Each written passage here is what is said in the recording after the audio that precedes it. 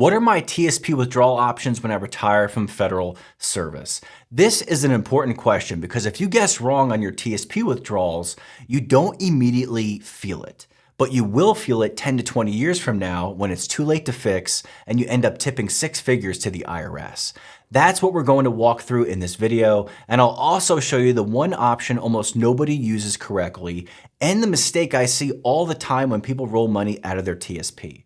I'm Tom, founder of GT Wealth, and I work primarily with soon-to-retire federal employees. And so in this video, I want to walk you through what your actual TSP withdrawal options are when you retire, what really happens behind the scenes, and how this fits into your retirement income plan. So let's start with what changes at retirement. While you're working, the TSP is basically put your money in and let it grow. You can take in-service withdrawals in some cases, but it's designed to keep you saving and investing. Now, once you separate from federal service, you unlock the distribution side. That's all the different ways money can start coming back out to you. Now, one quick but important detail here. When you take money out, the TSP pulls from your funds proportionally. So if you're half in the C fund and half in the G fund, your withdrawal comes half from each. You can't say just pay everything from the G first unless you move your allocation ahead of time. And if you have both traditional and Roth money and you're leaving some behind, you can choose whether the withdrawal comes from traditional, from Roth, or proportionally from both. Okay, so that's the frame. Now let's talk about the actual options you have when you retire.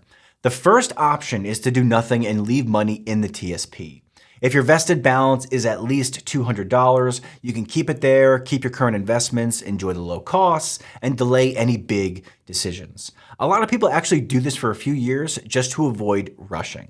But just remember, eventually the IRS is going to force you to take required minimum distributions. So when you say, I'll decide later, this is still a decision, it's just a very passive one. The second option is TSP Installments. Think of this like putting your TSP on auto pay to yourself. After you retire, you can tell TSP, send me money every month or every quarter or once a year. You can either pick a specific dollar amount like $2,000 a month, or you can let the TSP calculate the amount for you based on IRS life expectancy tables. Now, while those payments are going out, the rest of your balance stays invested. You can change the amount, change the frequency, or stop them entirely. It's actually more flexible than most people realize, which is why a lot of people underuse this option. The third option is a partial or total lump sum distribution. This is where you say, I want to take a chunk of my TSP out. That can be a specific dollar amount as long as it's at least $1,000, or you can empty the entire thing. You can also choose to just clean out your traditional side or your Roth side. You can have the money paid directly to you, which is where taxes and potential penalties come in, or you can roll it to an IRA or another eligible plan to keep deferring the taxes. The fourth option is to buy a life annuity through the TSP.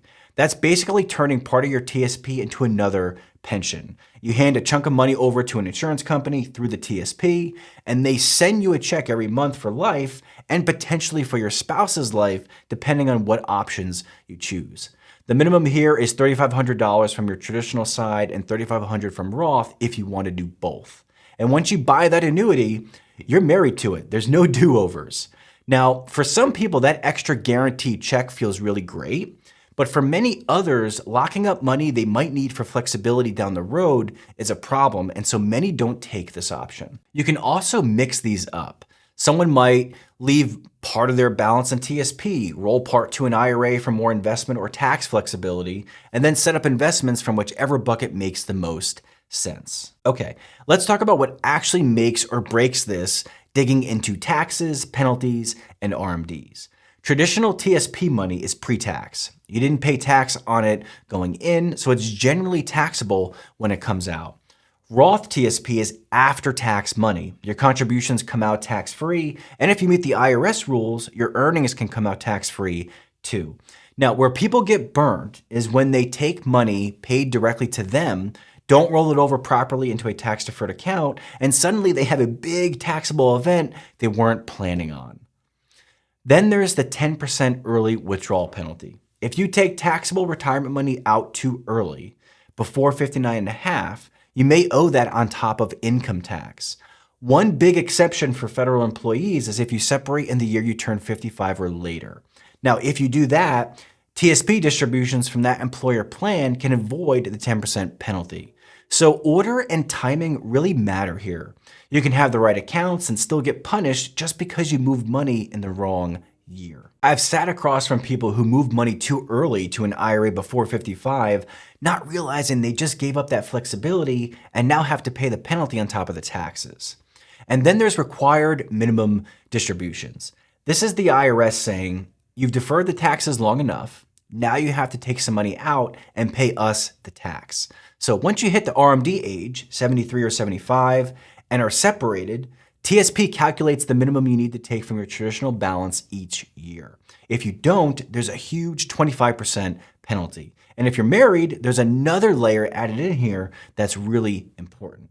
Under FERS, or as a uniform service member, your spouse has specific rights to your distribution choices. By default, they're entitled to a certain kind of joint life annuity unless they are signing off on doing something else. I've had more than one couple surprised by the fact that TSP won't process certain elections without spousal consent. So understand you cannot treat the TSP as your solo account if you're married. And so zooming out, these rules decide how big your tax bill is, whether you accidentally trigger penalties or not, and how long your TSP actually lasts. It determines whether you can travel, help out your kids, and not stare at the balance every month worried about what the market's going to do. So how do you actually choose between all of these? With clients, I usually start with one question. How much do you really need from your investments each month after your pension and Social Security? That's your gap. Then we map out year by year where filling that gap hurts you the least from a tax perspective. Maybe that means taking more from your traditional TSP early to control future RMDs. Maybe it means leaning on Roth or taxable accounts for a period of time. Only after that do we decide which tools to use. Keep it in TSP with installments, move some to an IRA, buy an annuity, or some combination. Now, if you're still in your 40s, the most important thing is getting money in and investing well. Don't obsess over the withdrawal mechanics yet, but if you're 5 to 10 years from the door and you don't have a written withdrawal and tax plan, that's a problem. That's exactly what we build for federal employees. There's a link below where you can learn more about how we can help. We'll look at your pension, your TSP, Social Security, taxes, and build a step-by-step income plan so you're not guessing. And if you found this helpful, I'd encourage you to watch my next video right here, where I discuss the big changes coming to your TSP in 2026 and how they will affect your retirement. So click here to watch, and I'll see you over there.